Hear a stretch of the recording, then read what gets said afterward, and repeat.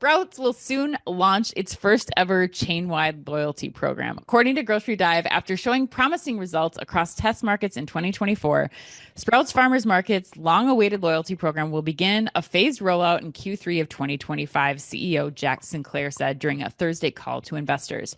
The specialty grocer will continue to pilot the loyalty program and will, quote, add additional functionality, end quote, during the first half of 2025, Sinclair added, without providing any additional information. Chris, how surprised were you to learn that Sprouts didn't already have a loyalty program?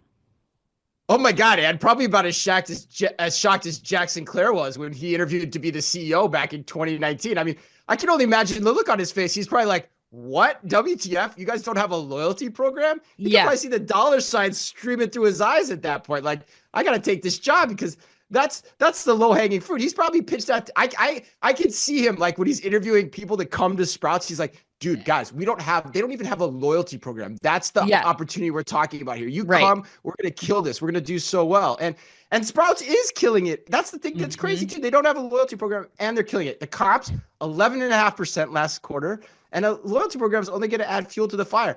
And the other thing about this too that I think is important, is particularly in loyalty in this day and age, is digital. And Hmm. Sprouts customers are showing that they want to engage with Sprouts digitally too, which is something Right. new and I think interesting that people didn't know about before. Because did you know this? Almost 15% of Sprouts sales come from digital. That's No. crazy. So yeah, it's not the digital. It's probably not come from digital, but like there's a digital component to 15% of their sales. So this e-commerce is 15% of their So business. So like it's crazy.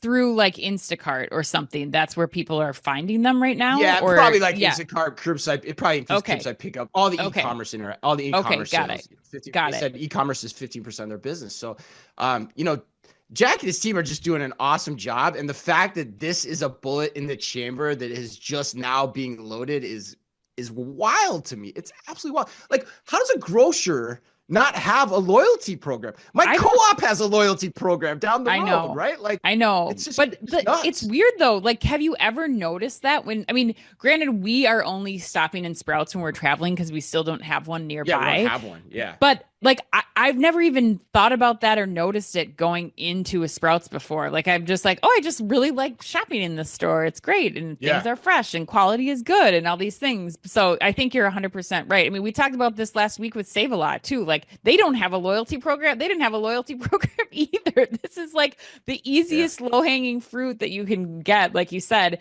I also think that there's another edge to this that I find interesting. And not to say that they're going to be like hugely discounting things for their loyalty members, but it does open up them opportunity for them to start to do special kinds of offers and previews for their Sprouts loyalty members.